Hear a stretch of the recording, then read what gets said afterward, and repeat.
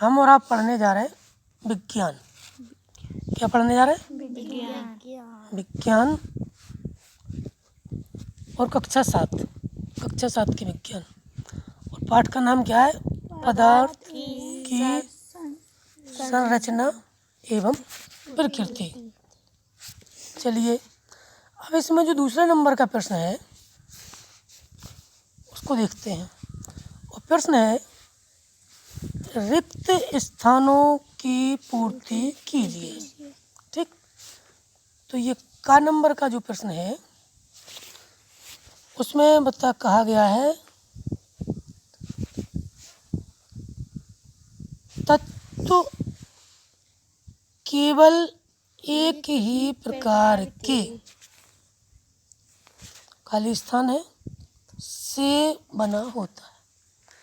यानी वो पूछना चाहते हैं कि तत्व काहे से बनता है। तो हम आपको बता दें, तत्व में हमेशा एक ही प्रकार के परमाणु होते हैं।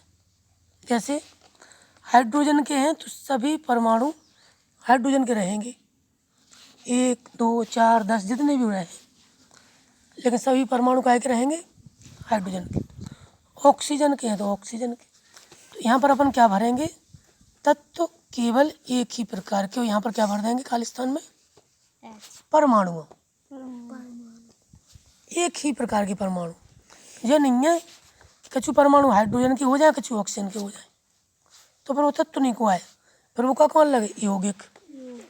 ठीक है, तो देखें, तत्व केवल एक ही प्रकार के खाली स्थान से बना होता। तो खाली स्थान में क्या भरना है अपन को? देखें, अपन मुझे भरना है खाली स्थान परमाणुओं। यहाँ क्या भर देंगे? परमाणुओं। क्या हो जाएगा? तत्व केवल एक ही प्रकार के, और यहाँ क्या भर देंगे? परमाणुओं। इसको उठा के यहाँ पर रख देंगे। आ रही बात समझ में? यहाँ पर भर देंगे। तो अब आप समझ गए तत्व में 2 प्रकार के परमाणु होते हैं कि 3 प्रकार के? एक ही प्रकार के परमाणु। ठीक है, अगर एक से ज़्यादा प्रकार के परमाणु होंगे तो फिर वो यौगिक कहलाएगा। ठीक है, तत्व नहीं कहलाएगा। यानी विभिन्न प्रकार के परमाणु किसी निश्चित अनुपात में मिला दिए जाएं तो वो यौगिक कहलाएंगे। ठीक है, लेकिन एक ही प्रकार के परमाणु है तो फिर वो तत्व कहलाएगा। चलिए, अगला प्रश्न देखते हैं। ये है प्रश्न। प्रश्न इस प्रकार से है, वो कह रहा है कम से कम खाली स्थान तत्वों के संयोजन से यौगिक बनता है। तो अपन से क्या कह रहे हैं?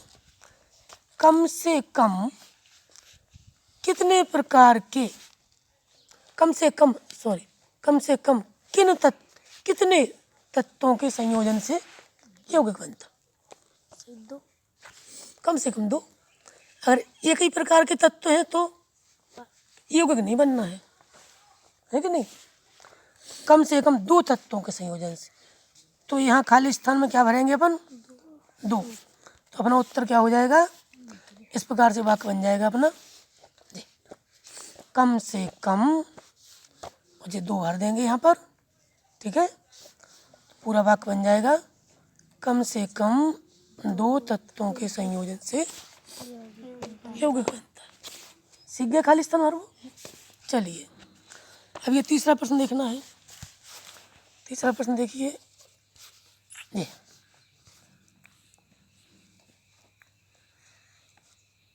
वो पूछ रहे हैं, जल की 3 अवस्थाएं। जल की 3 अवस्थाएं होती हैं। ठीक है, लेकिन कौन कौन सी? ठोस, द्रव, गैस। गुड। कौन कौन सी होती है? ठोस, द्रव, गैस। यहाँ भर देंगे ठोस, यहाँ पर द्रव, यहाँ पर गैस। पूरा वाक्य क्या बन जाएगा अपना? जल की 3 अवस्थाएं होती हैं, ठोस, द्रव, गैस। यानी पूरा वाक्य अपना कैसा बन जाएगा? इस प्रकार से बन जाएगा कि नहीं? आ रही बात समझ में? पढ़ो, जल की तीन अवस्थाएं ठोस, द्रव, गैस होती हैं। समझ में आया? आगे बढ़े, चलिए अगला प्रश्न देखते हैं। अगले प्रश्न में लिखा है, अगले प्रश्न में लिखा है अम्ल नीले लिटमस को कर देते हैं। कैसा कर देते? हाँ गुड, लाल कर देते।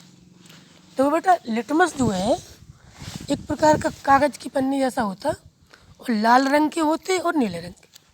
तो अगर नीले लिटमस को, कौन से लिटमस को? नीले लिटमस को हम अम्ल में डुबो दें, काय में डुबो दें? अम्ल में, तो वो लाल हो जाता।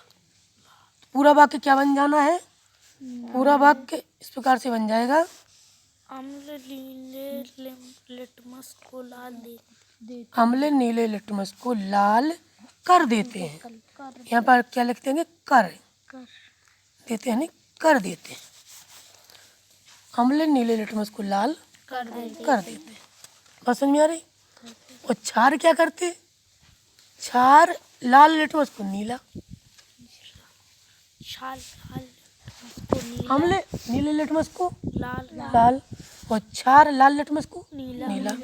ये तीन चीज़ें भी फिर बताएंगे एक बार, हम पहले भी बताया था, अम्ल, क्षार व लवण के बारे में। ठीक है, चलिए नेक्स्ट चलते हैं। देखिए अगला प्रश्न है हमारे सामने, भस्म का स्वाद होता है, कैसा होता? पहले हम आपको ये बता दें, भस्म माने क्या है। भस्म का दूसरा नाम है क्षारक, इसी का दूसरा नाम है बेस, अंग्रेजी में बेस कहते थे। तो क्षारक या बेस या भस्म। तो अभी हमने बताया था अम्ल क्षारक। तो क्षारक का स्वाद होता है कड़वा। कैसा होता है? तो यहाँ क्या भर दोगे? कड़वा। क्षारक का स्वाद कड़वा होता है। हम साथ में आपको बता दें, अम्ल का स्वाद खट्टा होता, अम्ल का खट्टा, भस्म का कड़वा। लवण का खट्टा या कड़वा नहीं होता, पर उसके यौगिक के हिसाब से हटके स्वाद होता। ठीक है, अम्ल का खट्टा, भस्म का कड़वा। कड़वा मानो थोड़ा सा तीखा सा। ठीक है, अब देखो तो नया वाक्य हो, खाली स्थान भरेंगे तो वाक्य क्या बन जाएगा अपना? इस प्रकार से वाक्य बन जाएगा, ऐसा बन जाएगा। क्या बन जाएगा? का स्वाद कड़वा होता है। खाली स्थान में क्या भर दिया अपन ने? कड़वा। ठीक है, अब कौन सा प्रश्न रह गया? अब रह गया जी, भस्म पानी में घुलकर बनाते हैं। यहाँ पर भरना है क्या बनाते हैं। तो भस्म का दूसरा नाम क्या बताया था हमने आपको? क्षार नहीं बताया था। भस्म का दूसरा नाम क्या बताया था? क्षारक। क्षारक बताया था हमने, आपको बताया था वे क्षारक जो, सब क्षारक पानी में नहीं घुलते, लेकिन वे क्षारक जो पानी में घुल जाए उन्हें कहते हैं क्षार। ठीक है, सब क्षारक नहीं घुलते, माने सब भस्म पानी में नहीं घुलते, लेकिन वे भस्म जो पानी में घुल जाए उन्हें क्या कहते हैं? क्षार। तो बात क्या बन जाएगी? बात इस प्रकार से बन जाएगी अपनी, ये बन जाएगा वाक्य अपना, भस्म पानी में घुलकर क्षार बनाते हैं। ठीक है, भस्म पानी में घुलकर क्या बनाते हैं? क्षार। भस्म का क्या नाम है दूसरा? क्षारक। ऐसे भी कहते हैं अपन, वे क्षारक जो पानी में घुलते हैं वो क्षार कहलाते हैं। ठीक है, चलिए एक अगला रह गया, चलो लास्ट रह गया, अम्ल।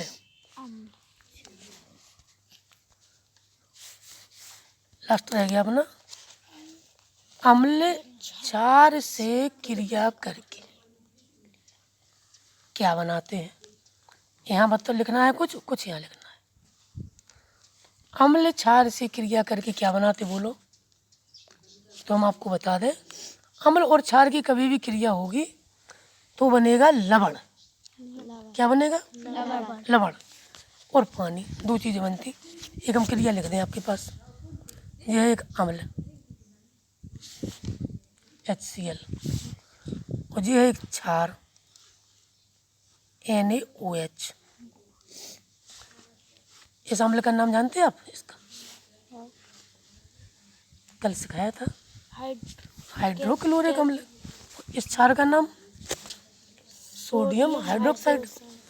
इन दोनों की जो क्रिया होगी पता है क्या बनेगा? Na और Cl मिल जाएगा, सो बन गया NaCl। ये हो गया लवण और JH और OH मिल जाएगा, सो बन जाएगा H2O। इसको बोलते हैं पानी। तो अम्ल क्षार से क्रिया करके क्या बनाते हैं? लवण तथा पानी। जल। ठीक, तो ये वाक्य क्या बन जाएगा? इस प्रकार से बन जाएगा। अम्ल क्षार से क्रिया करके लवण तथा जल बनाते हैं। ठीक है, तो ये इस प्रकार से आपका ये क्वेश्चन कंप्लीट हुआ। ठीक है, तो समझ में आया? सर जी जी ये वाला नहीं आया। हाँ, चलिए इसको और देखते हैं। गैसों के अणुओं के बीच में जो आकर्षण बल लगता है वो बहुत कम होता है। इसमें क्या भर देंगे? बहुत कम। ठीक, ठोसों के बीच में लगता है जो अंतराणुविक बल, वो आकर्षण बल ज़्यादा होता है, द्रव में थोड़ी कम होता है, गैसों में बहुत कम। ठीक है, तो इस प्रकार से ये प्रश्न आपका कंप्लीट हुआ। समझ में आया है? चलिए बहुत अच्छे, और इसको याद कीजिएगा।